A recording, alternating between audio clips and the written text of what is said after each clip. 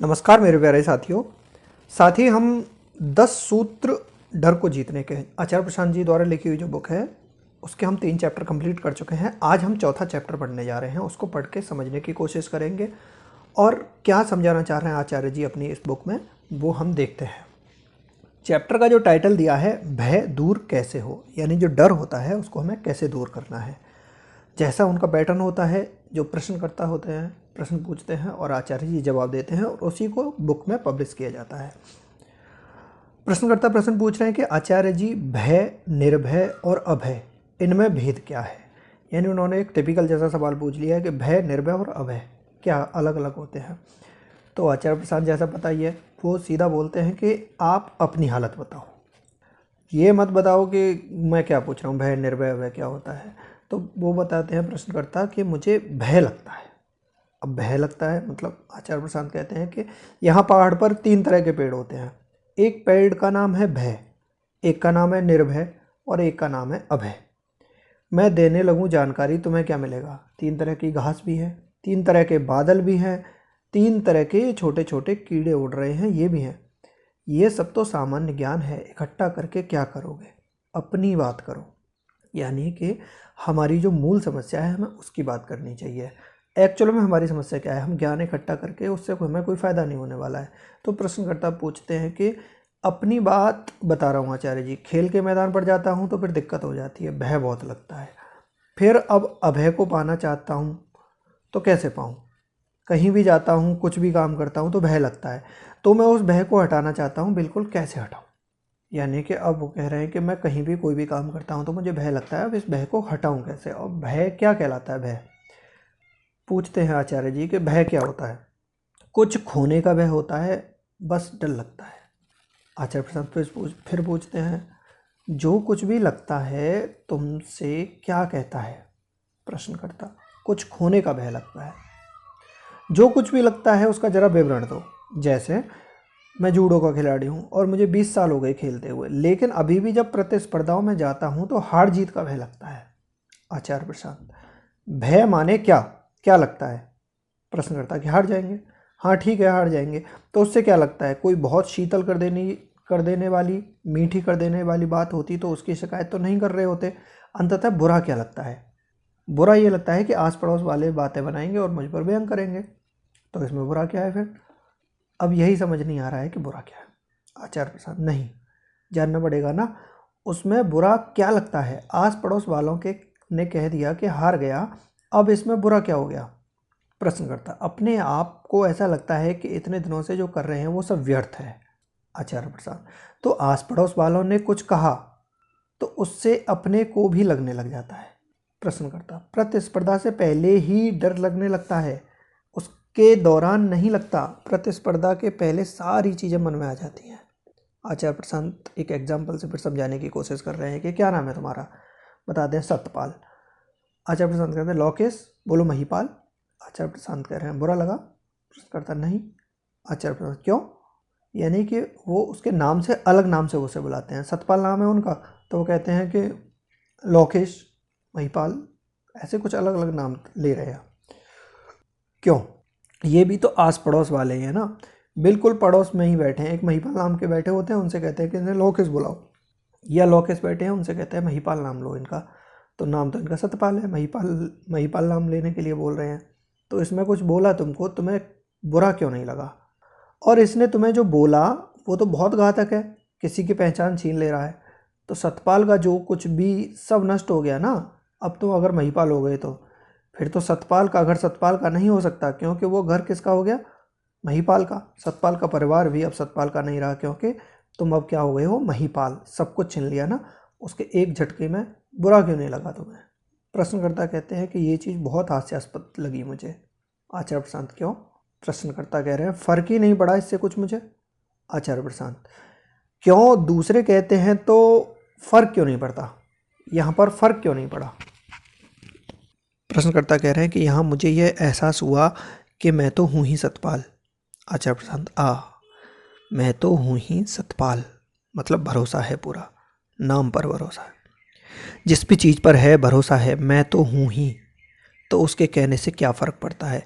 मैं तो हूँ ही सतपाल, तो उसके महिपाल कह देने से क्या फ़र्क पड़ता है। और जब कोई आकर कह देता है हरंता, तब बुरा क्यों लगता है। किसी ने आकर कह दिया हरंता है, लूजर है, तब बुरा क्यों लगता है। क्योंकि तब क्या नहीं है, भरोसा नहीं है। दूसरों की गलती है, दूसरों की गलती होती तो अभी इस पर चढ़ बैठे होते। तूने महिपाल क्यों बोल दिया, दूसरों की गलती है क्या। प्रश्नकर्ता कहते हैं नहीं नहीं, गलती मेरी है आचार्य प्रसाद।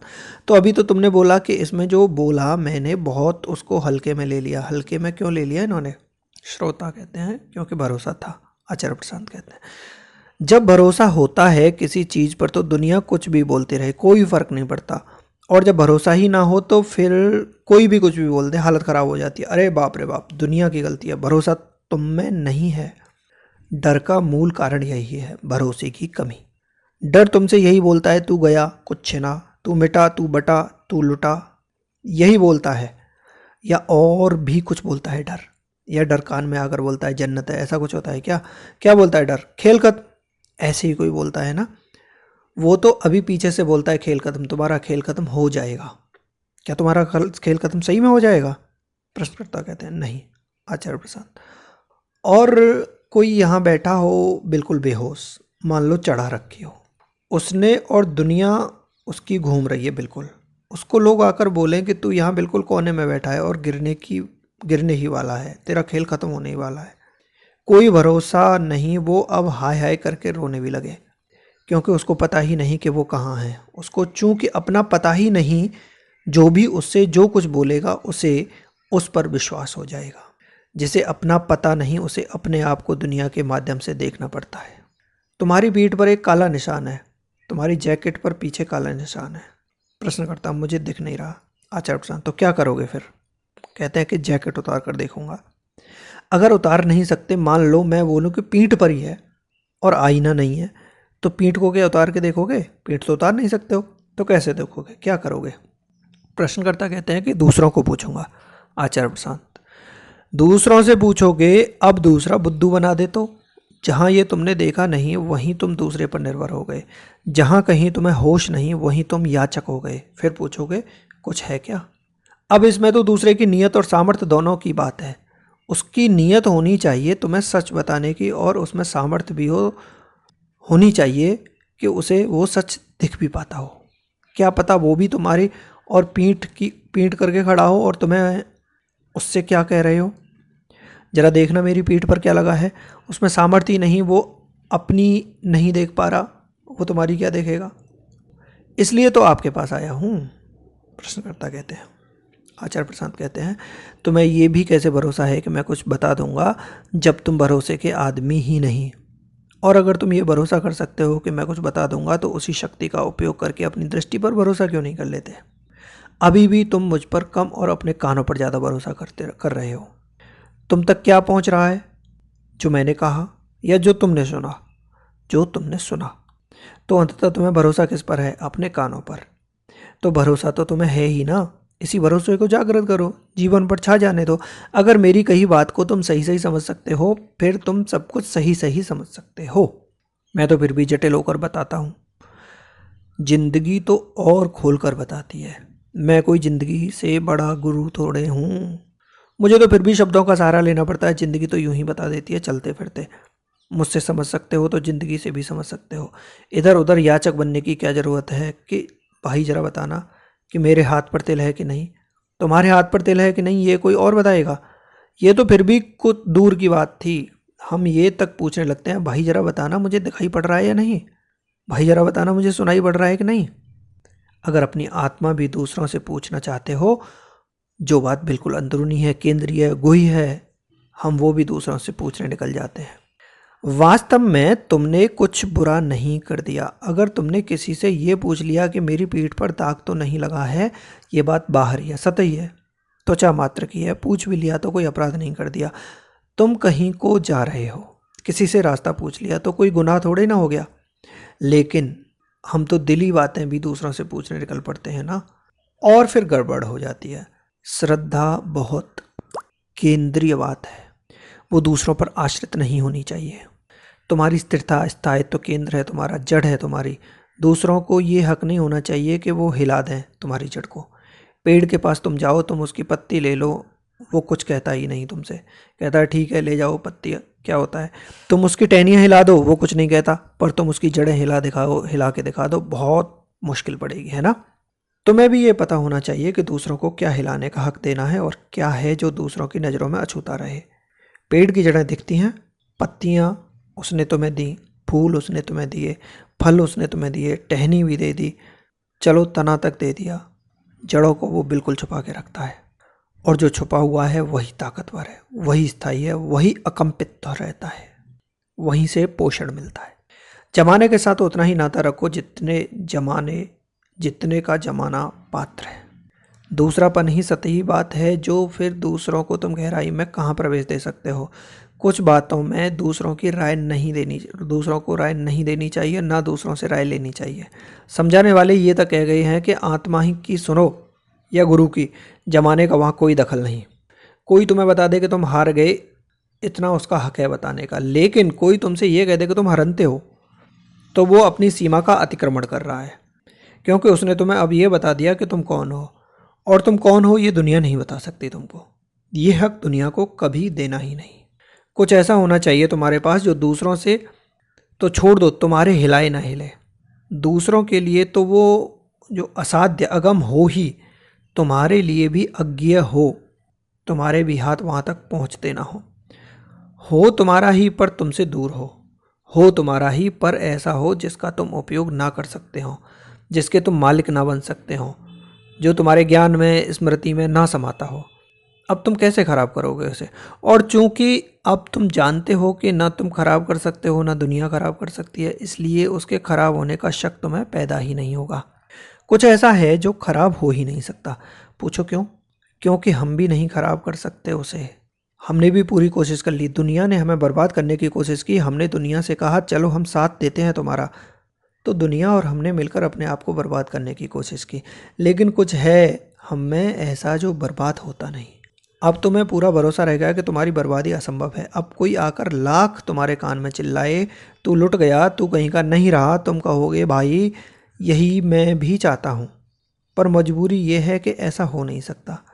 कोई ऐसी बला है हमारे भीतर, लुटना जिसका काम नहीं। हमारे बस में होता तो हमने कब का अपने आप को बर्बाद कर लिया होता। पर देखो हमारी सारी चालाकियाँ, सारी कोशिशों के बावजूद भी हमने कुछ ऐसा है जो हरा भरा है। आग तो घर को खूब लगाई थी, लेकिन बाग अभी भी हरा भरा है। तुम्हें भरोसा कैसे नहीं आता? तुम्हारी सारी होशियारियों के बावजूद तुम यहाँ बैठे हो। तुम्हें अभी भी भरोसा नहीं आता कि तुम्हारा कुशल क्षेम किसी और के हाथ में है? सोचो, तुम्हारी चलती तो अब तक तुम अपना क्या कर डाला होता तुमने। तुम्हारी हालत उस बच्चे की तरह है जो अंट शंट खा लेना चाहता है। उसका बस चले तो वो मार ही डाले अपने आप को, पर आपका बाप खड़ा हुआ है जो कह रहा है तू कर ले कोशिश अपने आप को तबाह करने की, मैं तुम्हें तबाह नहीं होने दूंगा। तुम्हें खुद पर थोड़े ही भरोसा करना है। खुद पर तो तुम पूरा भरोसा करो, यही कि हम भरोसे के लायक नहीं हैं। हमें पूरा भरोसा है कि हम भरोसे के लायक नहीं, लेकिन है कोई और भी न जो तुम्हारे भरोसे की पकड़ से आगे का है, इसलिए उस पर पूरा भरोसा किया जा सकता है। तुमने उस पर भरोसा किया होता चुनकर, तो वो कब का तुम्हें धोखा दे गया होता। तुमने जिन जिन पर भरोसा किया वहाँ क्या पाया? जो अच्छा है कि कोई ऐसा है जिसको तुम जान ही नहीं सकते। जब जान ही नहीं सकते तो तुम्हें भरोसा आएगा नहीं, क्योंकि तुम तो ज्ञान और जान और पहचान पर ही भरोसा करते हो, और वो है ज्ञान से आगे की बात, तो उस पर तुम्हें भरोसा है नहीं। भला है कि तुम्हें भरोसा नहीं है, अब वो भरोसे के काबिल हुआ। हमारी हालत उस शराबी जैसी है जो गाड़ी में बैठा है और जिसे पूरा भरोसा है कि गाड़ी वही चला रहा है। अगली सीट पर बैठ गया है वो चालक के बगल में, और भरोसा उसे क्या है पूरा, मैं ही चला रहा हूँ। और जितनी बार वो देखता है कि सामने से ट्रक आते, वो उतनी बार थर थर काँपता है कि इस बार तो भिड़ ही गए। अपनी ओर से पूरी ताकत से काटता है, वो जाने क्या काट रहा होता है, कुछ काटता होगा। और जब काटता है तो देखता है इधर वाली खिड़की से बाहर उधर दीवार है, कहता है अब भिड़ गए। तुम चला रहे होते तो जरूर भिड़ जाते। तुम्हारे लिए अच्छी खबर यह है कि तुम्हें इस भरोसे के काबिल माना ही नहीं गया कि स्टीयरिंग तुम्हारे हाथ में दी जाए। तुम्हारी गाड़ी कोई और चला रहा है। तुमने इतनी पी रखी है कि तुम अपने आप को कर्ता मानते हो, तुम अपने आप को चालक मानते हो। कहते हो ना कि जो जग जाते हैं वो करना छोड़ देते हैं। वो करना छोड़ नहीं देते, वो जान जाते हैं कि कभी भी कोई भी कुछ करता ही नहीं है। हाँ, शराबी को भ्रम है कि वो गाड़ी चला रहा है, उसको भ्रम है कि वो खूब चला रहा है। जो जग गया वो जान जाता है कि भाई मैं नहीं चला रहा हूँ, चल ही रही है, मैं क्यों खामखा तनाव लेता हूँ, कांपता हूँ। दुनिया के हराने से तो छोड़ दो, तुम अपने हराने से भी हार नहीं जाओगे।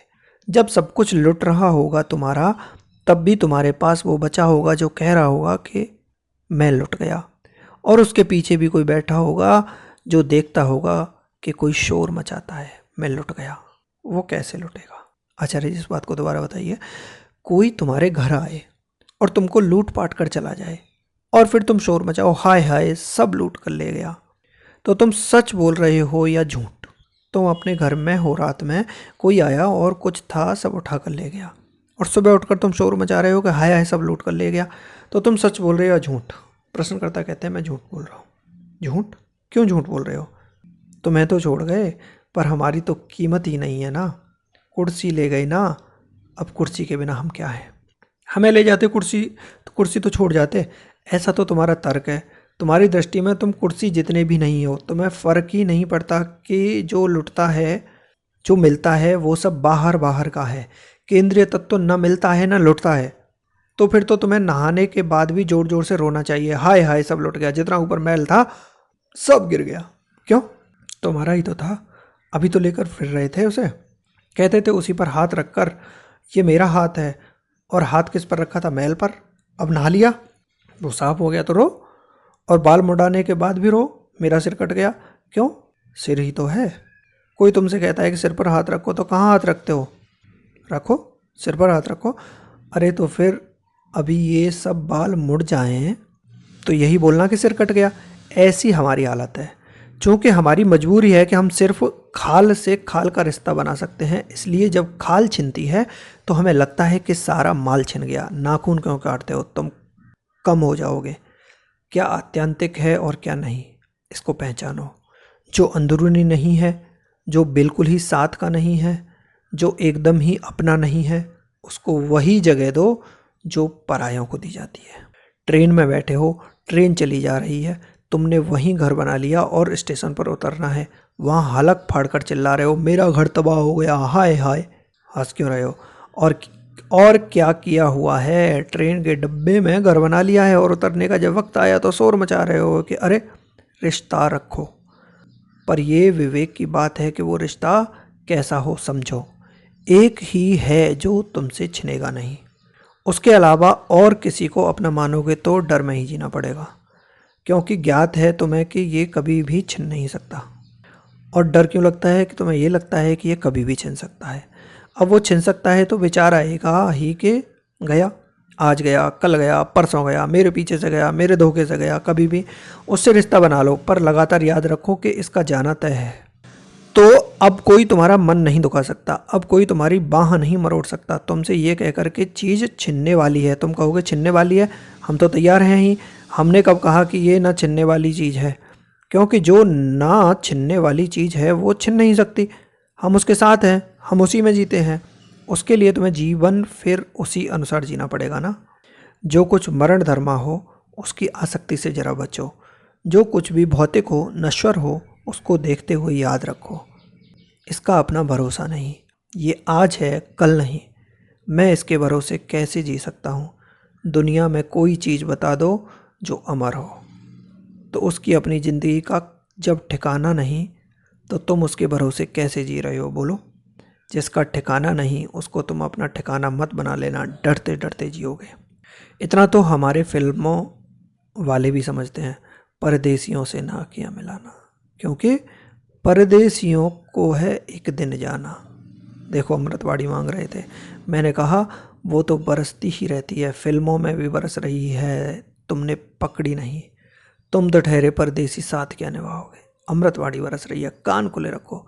तुम्हें नहीं पता चलेगा कि किस मुंह से कौन बोल गया। परमात्मा का अपना कोई मुंह नहीं होता, वो कहीं से भी कुछ भी उद्घोषित कर जाता है। जैसा आपने उदाहरण दिया कि, प्रश्नकर्ता कह रहे हैं कि जैसा आपने उदाहरण दिया कि कोई बोले कि तुम हार रहे हो, तो वो अलग है, और कोई बोले कि तुम हारे हुए हो, वो अलग है। लेकिन अगर कोई हमें बोले कि हम हार गए हैं लेकिन हमें सुनाई दे रहा है कि हम हारे हुए हैं, तो ऐसा क्यों होता है? जब मन में जुड़े ही बैठा हो किसी घटना से और उसके अंजाम से और उससे अपनी पहचान का नाता रखा है, तो घटना सिर्फ घटना नहीं रह जाती, घटना बहुत बड़ी हो जाती है। उसके बाद ये नहीं होगा कि तुम हारे। हारना एक घटना है, हरनता होना पहचान है। घटना घटना मात्र तब रहेगी जब पहचान सही हो। जब पहचान सही नहीं होती तो कोई भी घटना मात्र घटना नहीं होती, वो बड़ी बात बन जाती है। फिर कुछ भी यूं ही नहीं होता, फिर तथाता का कोई मतलब नहीं है। फिर जो कुछ भी होता है वो सार्थ होता है। फिर जो कुछ भी होता है वो मानो हमें बदलने के लिए, हमें प्रभावित करने के लिए, हमें परिभाषित करने के लिए होता है। कोई यहाँ पानी लेकर के आया, उसने आपको पानी पिलाया, मुझे नहीं पूछा, तो ये केवल घटना नहीं है। अब ये क्या है? ये मेरी अब छवि है, ये मेरी परिभाषा है, ये मेरी हैसियत है। ये घटना नहीं है अब, क्योंकि जो मेरी वास्तविक पहचान है मैं उसमें अड़िग नहीं हूँ। तो मेरे लिए अब हर घटना मेरी पहचान को खोजने का, ढूंढने का जरिया बन जाती है। मैं अच्छा हूँ या बुरा ये खोजना है मुझे। अब मैं कैसे खोजूँ? मैं स्वयं कुछ नहीं जानता, आत्म साक्षात्कार कुछ है नहीं। तो इनकी आंखों में देखूंगा, श्रोता की आंखों में देखूंगा और पूछूंगा मैं अच्छा हूँ क्या? और ये कह देंगे अच्छा हूँ, तो मैं कितना प्रफुल्लित, आहा। फिर इनसे पूछूंगा बुरा हूँ, और उन्होंने कह दिया बुरे हो, तो मन बिल्कुल बुझ जाएगा। देखते हो ना क्या हालत होती है। कोई सुबह सुबह मिलता है और कहता है आज तो बड़े खूबसूरत लग रहे हो, तो एकदम बात छें खिल जाती हैं। और शाम तक किसी ने कहा क्या हुआ, नहाए नहीं, हफ्तों से, कैसी बात है, तबीयत खराब हो जाती है, तो खीरे से ककड़ी हो जाते हो। अपना पता नहीं ना, तो फिर दूसरे की बात पर बात नहीं है। दूसरे की बात अब बड़ी बात है। अपना पता हो तो फिर दूसरे ने कहा हो तो कहा, हाँ कहा, फिर सहज होकर स्वीकार कर लेते हो, सुन लेते हो। तुमने कहा, हमने सुना, ठीक है, फिर तुम वास्तव में सुन पाते हो, क्योंकि अब तुम अपने संकीर्ण मतलब से बंधे हुए नहीं हो। अब तुम दूसरे की बात में अपनी पहचान नहीं तलाश रहे हो। अब तुम वास्तव में सामने वाले के हृदय में जाकर देख सकते हो कि उसने क्या बोला, कहाँ से बोला। जब तुम्हें चोट नहीं लगती है तो तुम दूसरे की चोट के प्रति जरा संवेदनशील हो जाते हो। जब तुम हिलडुल नहीं रहे होते तब तुम जान जाते हो कि सामने वाला बड़ा कंपित हो रहा है। एक श्रोता से पूछते हैं, योगेश कैसे आए? बाइक से। श्रोता कहते हैं जी। तो बाइक के रियर व्यू मिरर तो होगा, 100 से ऊपर कभी चलाई है बाइक? जी। तब वो जो मिरर है वो कैसा हो जाता है? कांपता है, खूब कांपता है ना। तब उसमें कुछ दिखाई पड़ता है? साफ नहीं दिखता। जब तुम ही कांप रहे होते हो तो तुम्हें कुछ नज़र नहीं आता पीछे का। मन दर्पण है ना, सुनते हो ना, दर्पण ही जब कांप रहा है तो उसमें क्या दिखाई देगा? और स्थिर हो यदि दर्पण तो फिर उसमें पीछे का पता चलता है। फिर उसमें यह भी पता चलता है, चलेगा कि पीछे वाला कहीं कांप तो नहीं रहा। कांपते दर्पण में पता चलेगा क्या कि पीछे वाला कांप रहा है? वहाँ तो सभी कुछ कांप रहा है, क्या पता चलेगा कौन कांपा कौन नहीं? तुम स्थिर हो जाओ तो तुम्हें दुनिया की गति का कुछ पता लगने लगता है। भीतर तुम्हारे सदा एक बिंदु होता है कि जिसे कभी चोट नहीं लग सकती। तुम उसी बिंदु के पास जियो, और तुम में बहुत कुछ ऐसा है जो चोट खाने के लिए, घायल होने के लिए बहुत तत्पर है। उसे चोट खाने दो, तुम उसके पास मत जाओ। मैं तुमसे नहीं कह रहा हूँ कि तुम ऐसे हो जाओ कि जिसे चोट ना लगे, ऐसे तो तुम हो ही, और वही तुम्हारी असली सत्ता है, असली नाम है। पर तुम उसके पास जाते नहीं। तुम चैतन्य जीव हो, तुम्हारे पास विकल्प की, चुनाव की शक्ति है। सही चुनाव करो। जिसे चोट नहीं लगती चुनो कि उसके पास जीना है। जो चोटिल होता रहता है, घायल होता रहता है, उसके पास जीने में तुम्हारा हित नहीं, तो तुम उसको अस्वीकार करो। ठीक उस वक्त जब तुम्हें चोट लग रही होती है, एक प्रश्न पूछना अपने आप से, क्या ये जरूरी है? और दुनिया में इससे कीमती कोई प्रश्न नहीं है। क्या प्रश्न? क्या ये जरूरी है, आवश्यक है? Is it necessary? Is it inevitable? क्या ये अपरिहार्य है? ये पूछना, क्या जरूरी है ये? और अगर तुमने ईमानदारी से पूछा ये सवाल तो तुम्हें हमेशा एक ही उत्तर मिलेगा, ना। यही प्रमाण है इस बात का कि वो बिंदु है तुम्हारे भीतर जो कभी आहत नहीं होता। तो आहत होना जरूरी नहीं है, डरना जरूरी नहीं है। हाँ, डरा जा सकता है, वो विकल्प तुम चुन सकते हो। क्या विकल्प? डरने का। और वो तुमने इतनी बार चुना है कि तुम्हें लगता है कि जैसे एकमात्र यही विकल्प होता है। ऐसा नहीं है, दूसरा विकल्प है। दूसरा विकल्प है, इसको सत्यापित करने के लिए अपने आप से जोर से पूछना, अभी जो भी मेरी हालत है क्या ये ज़रूरी है? और ईमानदारी से यदि तुमने पूछा कि उत्तर गूंजेगा निश्चित। क्या गूंजेगा? नहीं। नहीं, बिल्कुल नहीं, बिल्कुल भी नहीं। आत्मा के अतिरिक्त तो कुछ भी आवश्यक नहीं, सत्य के अतिरिक्त तो कुछ भी आवश्यक नहीं, शांति के अतिरिक्त तो कुछ भी अपरिहार्य नहीं। बाकी सब तो यूं ही है, भ्रम है, तुम्हारा मिथ्या चुनाव है। तुमने चुना, इस कारण वो अस्तित्व में है। तुमने ना चुना होता तो वो मिट जाता। आत्मा अकेली है, जिसे चुनो ना चुनो वो है। और भ्रम मात्र तब तक ऊर्जा पाता है जब तक उसे तुम्हारे चुनाव का समर्थन है। आत्मा स्वतः संतुष्ट है, आत्मा अपने आप में परिपूर्ण है, उसके बाहर कुछ नहीं। उसे तुम्हारी ऊर्जा नहीं चाहिए, पर झूठ को, भ्रम को, चोट को, आलस को, अहंकार को जिंदा रहने के लिए तुम्हारा समर्थन चाहिए। तुम उन्हें समर्थन नहीं दो तो वो गिर जाएंगे, चित्त हो जाएंगे, मुर्दा हो जाएंगे। बात आ रही है समझ में? पृथ्वी गति करती है, इस पर तुम चलो चाहे न चलो, पृथ्वी की गति नहीं प्रभावित होगी। तुम्हारी गति से क्या पृथ्वी की गति प्रभावित होती है? नहीं। तो आत्मा पृथ्वी है, आत्मा आधार है। उस आधार पर तुम गति कर भी सकते हो, नहीं भी। आधार की गति तुम्हारे कारण नहीं है। तुम कुछ भी करो पृथ्वी पर, इससे पृथ्वी पर क्या अंतर पड़ता है? कुछ नहीं। और तुम एक साइकिल चलाते हो, वो कब तक गति कर रही होती है? जब तक हम पैडल मार रहे होते हैं। आत्मा में और ब्रह्म में यही मूल अंतर है। आत्मा तुम्हारी गति अगति से प्रभावित नहीं होती, वो आधार है। उस आधार के ऊपर तुम चलो ना चलो, सो कूदो, लेटो, हंसो, रो, आधार को कोई फर्क नहीं पड़ता है, कोई फर्क नहीं पड़ता। और भ्रम ऐसे है जो लगता है कि तुम्हें अपने ऊपर अवस्थित किए हुए है। साइकिल चलाते हुए एक आदमी की फ़ोटो लो तो उस फोटो को देखकर तुम्हें ये निश्चित लग सकता है कि यह आदमी साइकिल पर ही तो बैठा है। ठीक वैसे ही जैसे कोई दूसरा आदमी पृथ्वी पर बैठा होता है। एक आदमी पृथ्वी पर बैठा है और दूसरा आदमी साइकिल पर बैठा है। फोटो को देखकर भ्रम हो जाएगा, चित्र से तुम चूक खा सकते हो, लेकिन हकीकत क्या है कि वो साइकिल है वो अभी तक है जब तक तुम उसके साथ हो। तुमने साइकिल का साथ छोड़ दिया, तुमने पैडल मारना रोका या तुम उतर ही गए साइकिल से, तो साइकिल का क्या बचा? अभी गिरी। बात समझ रहे हो ना? लेकिन तुम उसे अगर पैडल मारे जाओ तो उसका गतिवेग बना रहेगा और तुम्हें क्या मिलेगा कि साइकिल चल रही है। तुम जैसा जीवन जी रहे हो वो ज़रूरी नहीं है, वो सिर्फ इसलिए है क्योंकि तुम उसे पैडल मारे जा रहे हो। तुम उसे पैडल मारना छोड़ो, वो अभी गिर जाएगा। समझो बात को। और जो ज़रूरी है वो तुम्हारे हिलेगा नहीं। पृथ्वी को तुम लात मार दो कि तुम चाहे पृथ्वी पर दंडवत लेट जाओ, कि थूक दो, कि माँ मानकर प्रणाम कर लो, कि खोद डालो, उस पर ढेर बना दो, पृथ्वी को कोई अंतर नहीं पड़ता। 50 लोग दौड़ पड़े और 50 लोग सो गए, जमीन को क्या अंतर पड़ा? 50 जमीन पर दौड़े और 50 ही जमीन पर सो गए, जमीन को क्या अंतर पड़ा? तुम भी अपने आप से पूछना, मेरी ज़िंदगी में क्या कुछ भी ऐसा है जैसे अगर मैं समर्थन ना दूं तो भी बना रहेगा? और याद रखना, तुम्हारी ज़िंदगी में जितनी ज़्यादा ऐसी चीज़ें हैं जो तुम्हारे ही चलाई चल रही हैं, तुम्हारे ही धक्का दिए चल रही हैं, जो तुम्हारे ही ठेले चल रही हैं, जिन्हें तुम ठेलना बंद कर दो वो रुक जाएंगी तो गिर जाएंगी। जान लेना कि यह स्वभाव पे विरुद्ध है, यही मेरे जीवन का नर्क है। आ रही है बात समझ में? सच्चा सिर्फ वो है जो तुम्हारे रोके रुकता ना हो। ऐसी साइकिल तुम्हें मिल जाए अगर जिसको तुम पैडल मारना रोक ही ना सकते हो। तुम अपने आप को लाख बोलो इसको नहीं मारना है पैडल, पर फिर भी तुम मारे जाओ, या जिसको तुम पैडल मारना रोक भी दो फिर भी वो चलती रहे, तो जान लेना कि मुझे मिल गई है वो सवारी। यही है प्रेम, इसीलिए सच्चा होता है।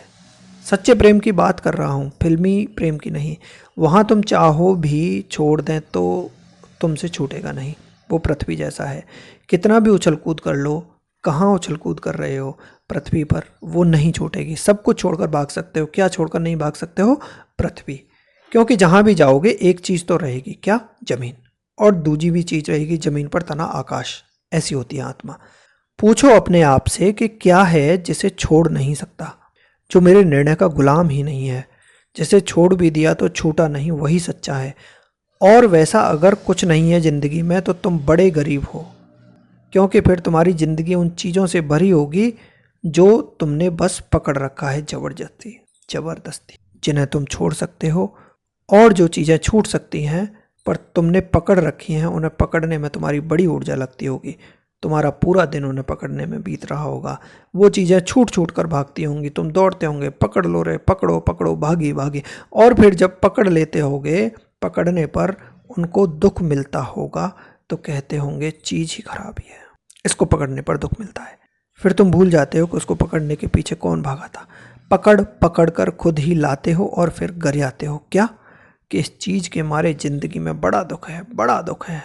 पकड़ा किसने? देखो क्या है जो छूट नहीं सकता, देखो क्या है जिसके लिए जान देने को राजी हो जाओगे, देखो ऐसा क्या है जो जान दे देने के बाद भी नहीं छूटेगा। हो सकता है कभी उससे इतने परेशान हो जाओ, कहो इससे मुक्ति के लिए अब जान दे दूंगा, और पता चला कि तुमने जान दे दी और फिर भी मुक्ति नहीं मिली। ऐसी जो चीज़ है वही असली है। ये कैंची धाम में 2018 में ये सेशन हुआ था, उसमें ये वार्ता की गई थी।